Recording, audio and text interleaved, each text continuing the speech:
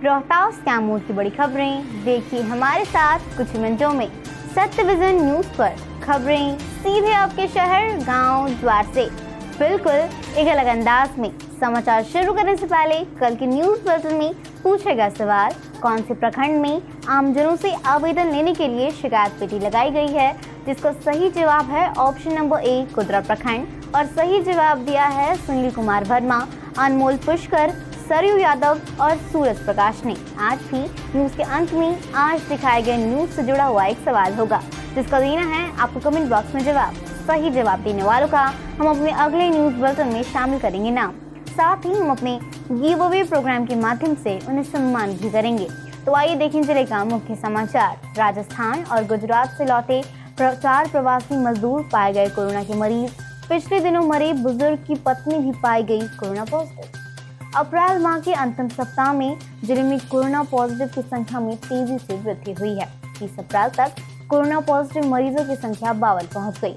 वहीं मई के पहले सप्ताह में मात्र 2 रिपोर्ट आई, लेकिन शनिवार रात्रि एक साथ फिर 5 पॉजिटिव रिपोर्ट आने से स्वास्थ्य महकमे में हड़कंप की स्थिति है। वहीं लोगों में दहशत भी है। इस तरह जिले में अब तक कोरोना मरीजों की संख्या 59 हो गई है। जबकि 40 पॉजिटिव मरीज इलाज के बाद स्वस्थ हो चुके हैं, जबकि एक की मौत हुई है। इस तरह 18 मरीजों का इलाज अन्य अस्पतालों में चल रहा है। शनिवार देर रात राज्य स्वास्थ्य समिति के 7वें अपडेट में ये जानकारी दी गई कि रोहतास के 5 मरीजों के सैंपल पॉजिटिव पाए गए हैं, जिसमें 4 पुरुष एवं 1 महिला मरीज पाई गई है। मृत मरीज की 60 वर्षीय पत्नी की रिपोर्ट भी पॉजिटिव आई है। छेड़खानी के बाद किशोरी को मारा चाकू, युवक को गिरफ्तार करने गई पुलिस पर किया गया पथराव। थानाध्यक्ष समेत 5 पुलिसकर्मी हुए जख्मी।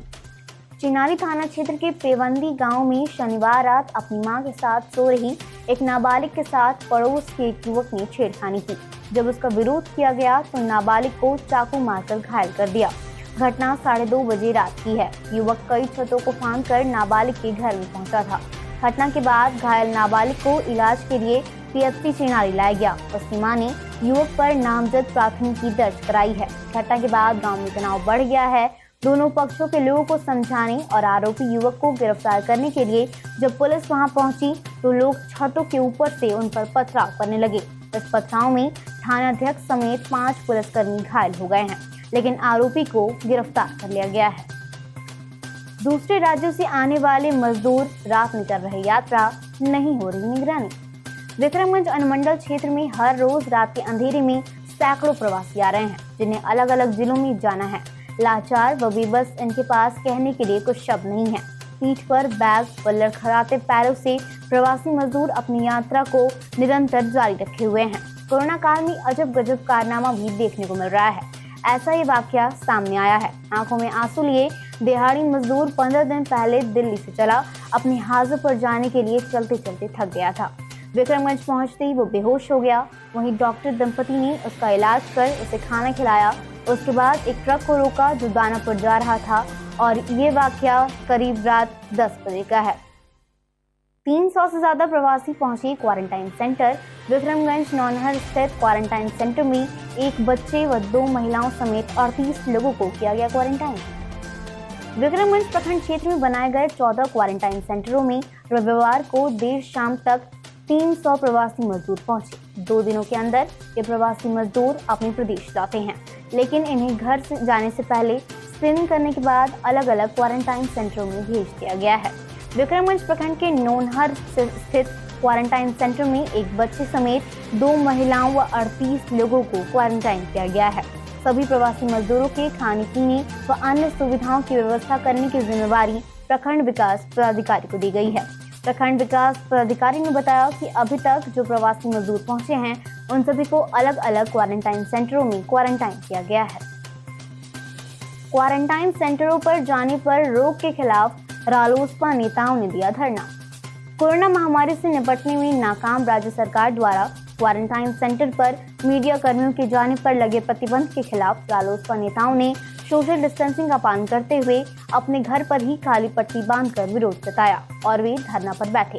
अपने आवास के सामने सोशल डिस्टेंसिंग का पालन करते हुए काली पट्टी बांधकर बैठे पार्टी के प्रदेश उपाध्यक्ष रामचंद्र ठाकुर ने कहा कि अपनी नाकामी को छुपाने के लिए राज्य सरकार ये कदम उठा रही है, जिससे क्वारंटाइन सेंटर पर की गई विधि व्यवस्था की पोल न खुल जाए। इसलिए मीडिया कर्मियों को वहां जाने से सरकार द्वारा रोक लगाई गई है, जो काफी निंदनीय है। रालोसपा ने संकट से निपटने में नाकामी का लगाया आरोप, दिया गया धरना। कोरोना संकट से निपटने में प्रदेश सरकार पर नाकामी का ठीकरा फोड़ राष्ट्रीय लोक समता पार्टी ने रविवार को विभिन्न स्थानों पर धरना व सत्याग्रह किया और इस दिवस को काला दिवस के रूप में मनाया गया। रालोसपा कार्यकर्ताओं ने 5 सूत्री मांगों के साथ 10 बजे से 12 बजे तक राज्यव्यापी कार्यक्रम के तहत काला दिवस मनाते हुए धरना व सत्याग्रह किया। पार्टी के नेताओं ने कहा कि सरकार कोरोना वायरस महामारी से निपटने में नाकाम साबित हो रही है। क्वारंटाइन सेंटरों का हाल भी काफी बुरा है, वहां सिर्फ खाना पूर्ति की जा रही है। आंधी के साथ बारिश और तेज हवाओं ने बढ़ाई जिले के किसानों की परेशानी, बर्बाद हो रही है खेत में रखी रबी फसल।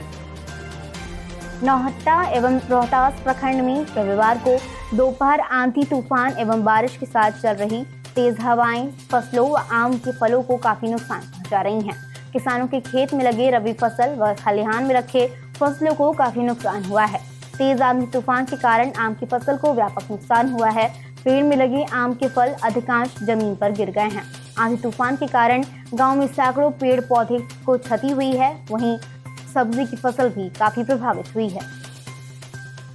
राज्य के अन्य जिलों में भेजे गए 4000 प्रवासी, सख्ती के बाद भी नहीं दिखी कर्नाशा सीमा पर सोशल डिस्टेंसिंग।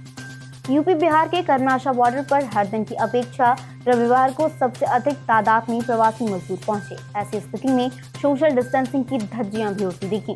कल तक देश के कोने कोने से किराए के बस, ट्रक, पैदल व साइकिल से ही प्रवासी मजदूर बिहार के कर्नाशा बॉर्डर पर पहुंच रहे थे, लेकिन शनिवार की शाम से उत्तर प्रदेश परिवहन निगम की अनगिनत बसें प्रवासी मजदूरों को लाकर कर्नाशा बॉर्डर पर छोड़ रही हैं। यही कारण है कि रविवार को अचानक पलायन करने वाले प्रवासी मजदूरों की संख्या बढ़ गई।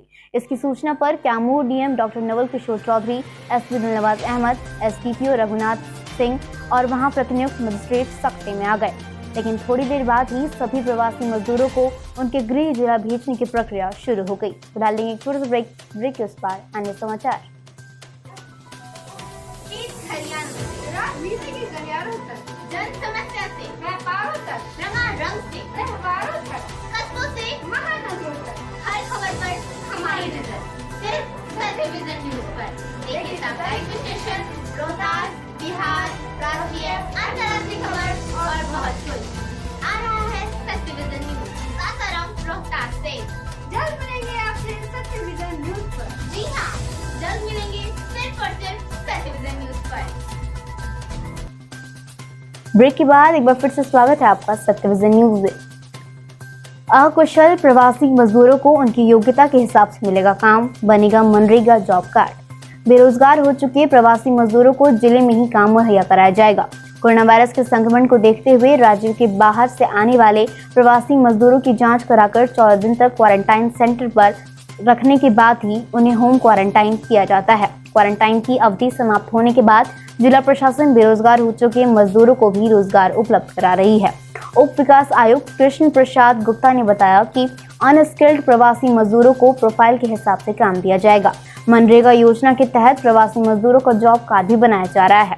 इसके लिए उन्हें संबंधित मनरेगा की कार्यक्रम पदाधिकारी से संपर्क करना होगा। सामुदायिक भवन निर्माण के विवाद में 2 पक्षों में हुई हिंसक झड़प, 4 लोग घायल। भभुआ थाना क्षेत्र के शेरवा गांव की घटना।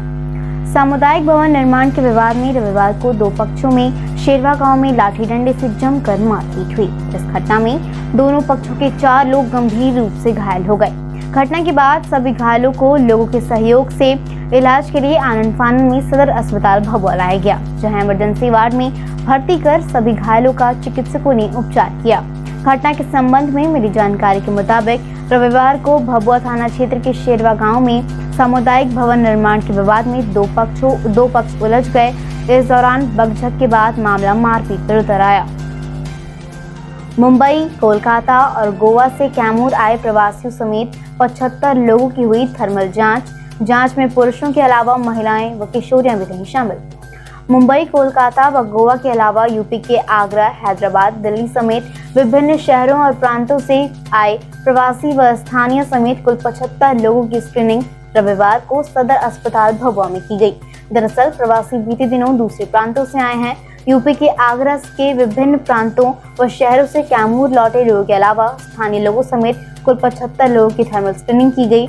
थर्मल जांच कर रहे फार्मासिस्ट विजयानंद चतुर्वेदी और संतोष कुमार व सुनील कुमार से मिली जानकारी के मुताबिक रविवार को शाम करीब 5 बजे से 7 बजे तक लोगों की स्क्रीनिंग की गई।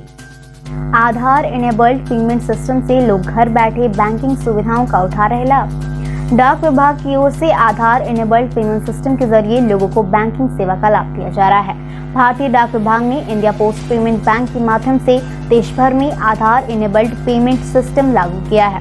डाक अधीक्षक विभूति शरण पाठक ने बताया कि बिहार परिमंडल के इस लेन देन के रिकॉर्ड में रोहतास मंडल के रामगढ़ IBP की शाखा महत्वपूर्ण योगदान दे रही है।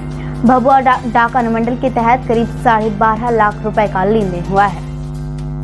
लॉकडाउन में थोड़ी रियायत मिलते ही मोहनिया बाजार में उमड़ने लगी भीड़। सोशल डिस्टेंसिंग का नहीं हो रहा पालन।